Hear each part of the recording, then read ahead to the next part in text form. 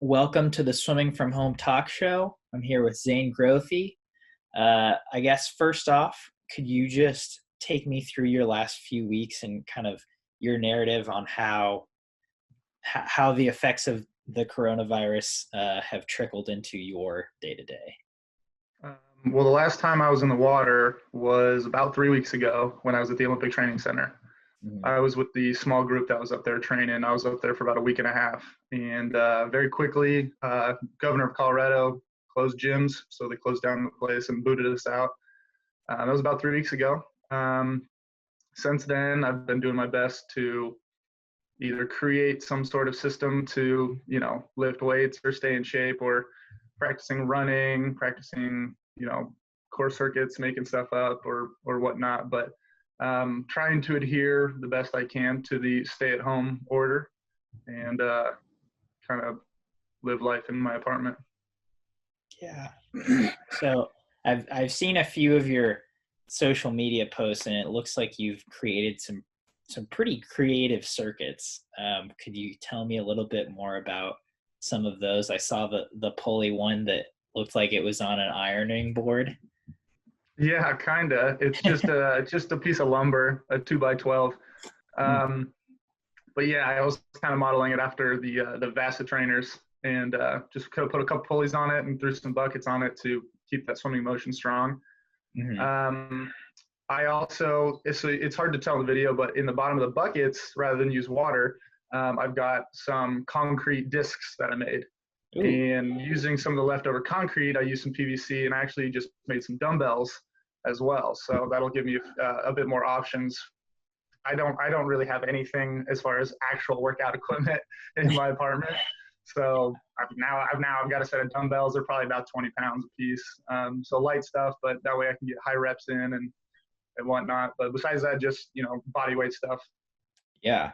So now, did you have like the the PVC and the pulleys and the concrete laying at home as well? Because if so, that would make you extremely handy. No, I wish I did. I do have a lot of tools. I like to make things. Okay. But the stay-at-home order was going to be enforced just a couple of days after. I believe it was about a week later, but after I got back from Colorado. But that gave me just enough time to run out to Lowe's and grab some supplies real fast. Nice. What kind of things do you like generally making? Like I'm not someone who would like ever go to Lowe's. So what Yeah.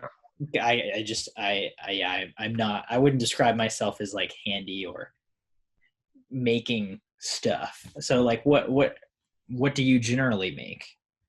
I'd say I'm better with wood. Okay. My dad was a general contractor for about 30 years, and he did a lot of the framing on the houses that he would work on.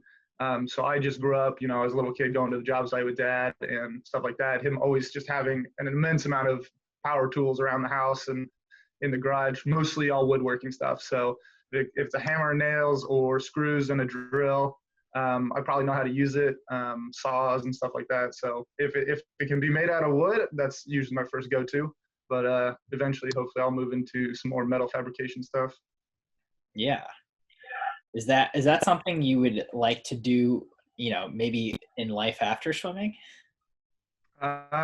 Maybe. I mean, I know it had a big influence on me as far as wanting to go into engineering in college. I ended up studying aerospace, so I'll probably work more on the design process of like jets or rockets and stuff like that. But I know if anything, it'll always be a hobby of mine to keep my hands, creating. Yeah.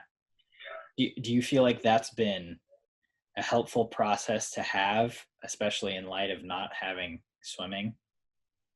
Yeah, absolutely. You can kind of see behind me right here. This is a 3D printer. Oh, It belongs to my roommate, but I actually have a hobby. I've had it for over 10 years of 3D modeling. And so as long as I can create it virtually 3D, I can, export the correct file type, send it out to the 3D printer, and as long as I can imagine it and create it, it can be printed and, have it in my hands in real life. whoa. That's Okay, that's pretty awesome. So have you used that to make any exercise equipment? Not quite. That I usually use that for pretty small things, but yeah, I mean, I'm sitting next to a table right here. I built a table, this little wooden table here. Yeah. Built that myself too. Okay. Yeah, no, I usually stick with the big things, but I have used that for small pieces. I've repaired a stopwatch before with 3D printers and whatnot. That's pretty cool. Uh, so I also saw that you hit a pretty big milestone in training, uh, even out of the pool, because now you have run more than you have swam at one time. Yeah, yeah. I'm pretty sure the farthest I've ever swim at one time was racing a 10K open water, and um, I'm very certain that the longest I've ever ran was maybe a 5K, or I guess a couple of weeks ago I did 5.5 miles on a weekend, and it occurred to me that as hard as that was, it's still not as much as I've swam. So that was definitely a big goal of mine, was to be able to at least run farther than I've swam before. So you ran 8 miles, is that right? I ran right about 8.0 miles. Okay. How was it?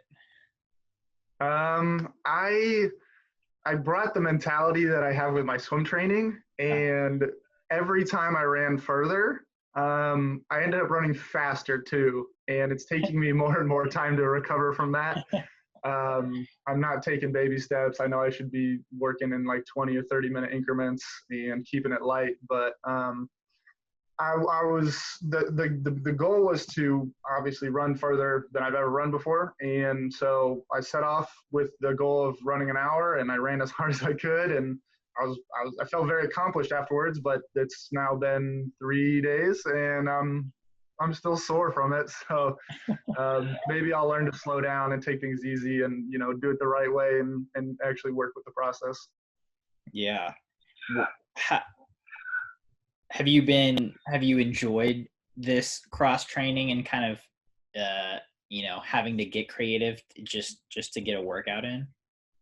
I'd say so. I definitely think it's beneficial to take breaks now that I'm getting older in my career. I joined swimming with Indiana about a little more than 5 years ago now, and I've been training essentially at high volume, high intensity at Indiana's level. But this doesn't even include anything I did before this, like 4 years of college. But I've Mhm. been training at this group and everything, high level, high intensity for so long that I can take a break and get back to it no problem. I took a break last summer after nationals, 4 weeks, no exercise whatsoever, no lifting, no swim, no nothing. And then once I got back in the water on September 2nd, it gave me 5 weeks to get in shape before the first ISL meet. And despite not having any rest going into that meet, I was only a couple seconds off my best time in the 400. So it's definitely some leverage now when I talk to my coach, like, hey, I need a break. It's not gonna be too detrimental. And I think a break right now is great for me personally. I just hope it doesn't last too long. But I have definitely been enjoying. I've always dreamt of possibly becoming, whether as a hobby or a professional triathlete, getting into triathlons after swimming and stuff. And I know at some point I'm gonna have to start getting good at bike and start getting good at run. And I figured I could always bike. I did a lot of that growing up, but nothing with running. And I figured now is as good as time as ever. I don't own a bike, so practice the run and see if I can get good at that. Yeah. What's appealing to you about triathlons? Why is that something that you've always wanted to do? Um, I'd say for a couple reasons. I was always very active growing up. I did a lot of bike riding and stuff. I had a coach on my club team that was doing Ironmans in his 60s, and that was always very inspiring. And I don't know. I'd say growing up, I didn't really have a choice to be a sprinter. I was always tall and very skinny. So I was always just naturally a distance swimmer. So seeing events that take the majority of a day to complete, whether it's an ultra marathon or an Ironman triathlon and stuff. It's inspiring to know that as good as I am at the long distance, there are people who are even better than me, going further and going longer. So I don't know, it was just kind of an eye opener. I was like, wow, that's cool. It's something I can't do, and I'd love to challenge myself one day to get there. Yeah, that is, yeah. My my mom runs ultra marathons, and I trained with her for a little. Like when she first got into running, I had just finished swimming competitively, so I started running too, which was always something I liked. And we trained for a marathon together, and then we did the marathon. And after that, I was like, "Yeah, I'm good. I'd never want to do that again." And she was like, "This is great," and just kept Wow, kept running that's longer. very impressive. Yeah, and so it's yeah. I feel like I feel like those athletes are definitely kind of a different. There's a different mentality that goes along with that, and I think if you're a distance swimmer, you probably already have a part of that mentality of just I want to keep going. Yeah, yeah, absolutely. Yeah. Well, that's cool. I hope this helps your triathlon dreams come true one day. Um, so aside from the physical aspect of, aside from trying to stay in shape, have you been doing anything to keep yourself busy? As far as mental goes, I'm very introverted. At least for these first 3 weeks, I've very much been enjoying my time to do anything I want, spend time, whatever. I've got a book sitting on the couch over there. Been subscribing to a lot of YouTube channels, stuff I find interesting, whether it's restoring old things or learning about rockets and stuff, or even just entertaining stuff about video games and streamers. And spend a lot of the time, watching YouTube and Twitch and all that. And spending a little bit of time determining how I'm going to stay in shape and whatnot, and just trying to, fill the day with odds and ends and keeping a to-do list and just keeping busy a little bit.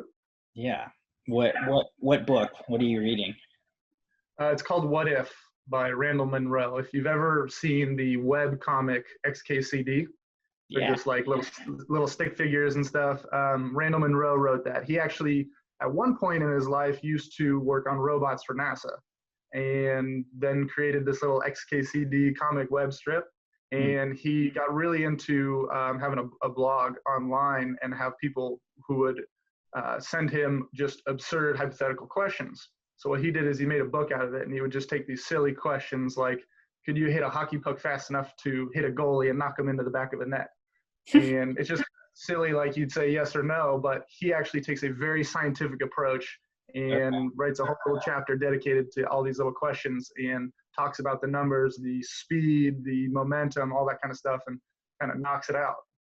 It's That's very awesome. nerd. It's a very nerdy kind of thing to do. You take such a simple question, be like, oh, let's really delve into it and actually answer this with science, where most people are like, oh, checking out. But Right. I find it very interesting. Yeah. Yeah. That sounds like the book version of Mythbusters. Yeah, probably. I've never watched Mythbusters though.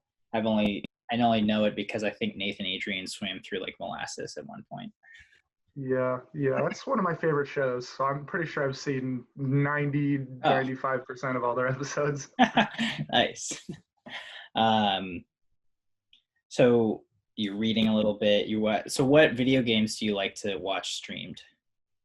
I wouldn't say I don't have any loyalty to specific games. I'd say I watch streamers more. I watch a guy named, his real name's Tucker, but he goes by Jericho. And if anybody knows anything about Minecraft or just, big streamers in general, he's kind of a popular name. I kind of watch him. Um, So what but yeah, I particularly just kind of pull up and see what he's playing, what he's doing. what like I've never been super into video games or watching certain streamers. What's appealing about like watching a certain streamer rather than a certain video game?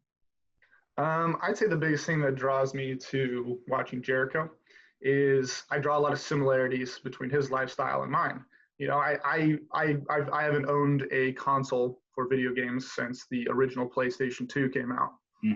which must have been close to 20 years ago now. Yeah, I So remember none of the that. for myself too, but I'm mostly watching for the content really. He's, I think, within 1 year in age of me, Mhm. and he's taken something like video games, which is particularly a hobby viewed by some, and has turned it into his job, kind of his lifestyle too. And now he's got all the dedicated equipment for streaming, and he networks a lot and everything. And I see a lot of similarities in my life. I'm relatively the same age. I've taken something like swimming, which can be viewed as a hobby by a lot of people, and I've turned it into my career, in a way to make money. And it's my lifestyle. I'm work my whole time now is trying to find a way to work out, and my whole entire life revolves around my schedule of practicing and swimming and stuff like that. And I find it very interesting the way he markets himself on social media and to specific companies for sponsorships and stuff. I see how he interacts. He's a bit more extroverted than I am, so I'm learning a lot more about coming out of my shell and communicating with sponsors and posting on social media and stuff like that. And I draw a lot of connections with that, and it's interesting to see kind of how he lives his life and how he runs his business. Yeah, definitely.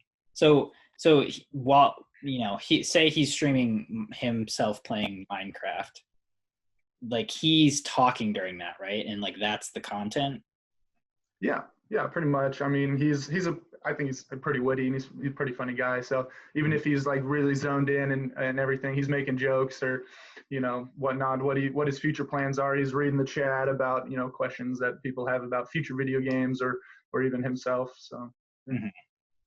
That is pretty cool. What are there specific companies he targets that are like, I don't know, streaming specific? Do any of them stick out to you? Do you remember any of them? Well, he streams on Twitch, and I know there's many different platforms to stream live content on. There's YouTube is doing it, Facebook's doing it, a couple other ones. He's pretty dedicated to Twitch. But yeah, he definitely works with different companies too, and he lets us know ahead of time, like, hey, I'm going to be doing this certain stream where I'm going to be playing a very specific video game for a company. I'll be doing a couple like commercial things in it, and he kind of lets you know ahead of time. And when he gets into that, it's kind of like if you were to have a conversation over a video chat and record it and then produce it and put it into an interview and whatnot. It's kind of a professional side of just a casual situation. Yeah, that is pretty cool. I didn't realize there was so much to streaming. I've never even like delved into that world at all. Yeah, I kind of stumbled on it myself when I first heard people are watching other people play video games. I thought that was kind of interesting, kind of weird, but I found a new game that I thought, kind of looked interesting. I might want to, a simple computer game. I might want to try myself. So I searched it on Twitch, and I found this guy playing it. I found Jericho playing it, and then it kind of, the more I watched him play it and enjoyed the content of the game, the more I learned about him, and it got me on track of, what streaming is and how that's a lifestyle. I mean, Cody could probably elaborate more on the vlog lifestyle and advertising and just being a whole personality on the internet and everything. It's kind of a different world. Yeah, it's certainly. Yeah, I think there's a certain skill set that goes with that, and I think it takes a lot more work than people might realize, I think. Absolutely. But that's really interesting. So during this quarantine, do people like that, do you find inspiration through that, or like mentally does that kind of just give you some sort of ease, or just a distraction to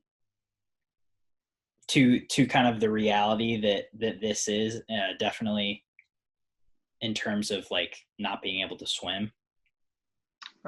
Yeah, I think you kind of tiptoe a fine line between keeping yourself distracted, but also trying to keep a regular routine.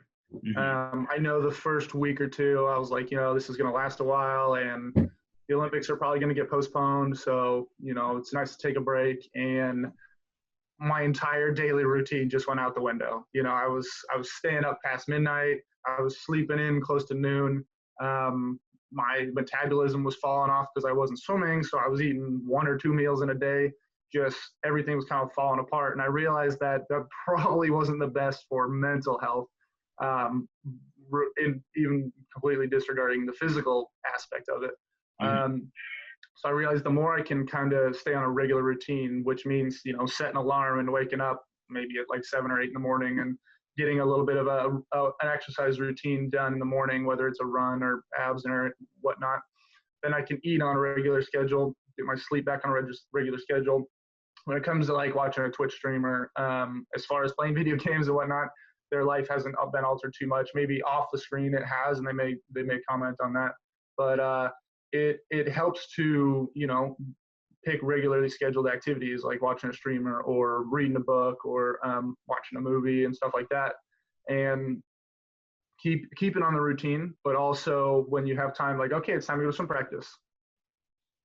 What am I going to do now? Usually I've got a little bit of a plan. Okay, it's time for swim practice. Here's my set of cards. What can I do? I'll do an ab workout today, and maybe work on these new concrete dumbbells that I've made. Kind of things like that. Trying to keep a routine. I think right now I'm kind of alternating days of like strength days and aerobic days, and then taking Sundays off just like normal. So kind of tiptoeing that line. Yeah, definitely. Yeah. I mean, I know for me personally, that has also been important. I know this Saturday I completely got off. I derailed myself and stayed up till 3:30 watching some Netflix show, and then the next night I ended up sleeping 12 hours and got back on my sleep schedule. So it all worked out. But yeah, sometimes you need a little bit of a mental break there, but obviously too much of anything is not good. Yeah. Well, cool. So any closing thoughts you might have, maybe any thoughts you have on moving forward through this? I'm a pretty low key kind of guy. I figured the Olympics would get postponed. I didn't think they'd be canceled. So I'm kind of relieved that things got moved back like that. It helps for people like my sake, or say Italy or Australia that or Canada even, who are really put in a place where it's like, I hope it gets postponed. Otherwise, either we're not going or we're not going to be ready for it. So it's a little bit of weight off the shoulders to know that I've got a whole nother year to get prepared. Knowing that I think a break right now was probably best for someone like me. It's another bit of a relief that I'm like, okay, I've got what I need. Let's make sure when the time comes, whether it's 3 weeks, 5 weeks, 6 weeks, 8 weeks down the road, whether I'm in the pool or not, I get back on, really working out and doing what I can to stay in shape. I think I'm gonna just kind of go with the flow of things. The Pro Series was disrupted. The Olympic schedule is disrupted. The ISL season has been disrupted, and to be honest, I could see myself swimming. If nothing got disrupted, I could see myself continuing on after this Olympic season, whether it's ISL or Pro Series or whatnot.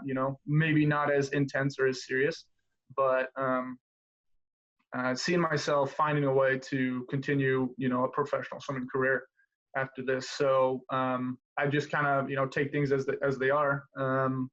Get to practice when I can, when it opens up again. Find when the next meets are going to be scheduled, get signed up for those, get in shape as soon as I can, and kind of just go with the flow of it. Kind of keep reminding myself that, I'm not the only one who's, possibly losing a step in this, that, a lot of people are in the same boat. Kind of keep that mentality. We're in this together, and kind of just do what I can when I can. Yeah. Last question. Do you think, everyone is in the same boat right now? No one's really able to swim. If they are, it's very minimally. Do you think when we do get kind of back on that normal, meets start happening, everyone's able to practice, do you think that this could end up being a positive thing, everyone being out of the pool for so long? Or I guess Absolutely. for you. Yeah. I think the swimming world in general hasn't studied too much about taking time off. I think a lot of swimmers and programs and everything, and even coaches preach that, it's stay on it, stay training. If you want to take time off, maybe 1 or 2 weeks. And I've been fortunate to be able to experiment with, I guess you could say, extended time off up to 4 weeks and see how that affects my body. If I would have taken 2 weeks off in 2015, I would be, months behind as far as training compared to now. If I take 2 weeks off, I can get back into practice, and within 2 weeks, I'm back to where I was. No difference. It just takes years of developing that aerobic base, but also years of losing it, whether you're going one direction or the other. But yeah, like I said, being able to experiment with taking a full month off everything, I think we're going to get a lot more data depending on who you are and where it is all around the world of how the swimmer's body, really changes. Some people can put muscle on very easily. Some people will lose weight with this time off and everything. I'm kind of one of those neutral people where my fat and my muscle kind of balance out and I don't really change too much. But I think it'll really be an eye opener for everyone connected to the sport on how taking time off like this and how cross training really has an impact. Well, awesome. That was a good bit of information. It's a good talk. Thanks a lot, Zane. I really appreciate your time. No problem, Coleman. Thanks for reaching out.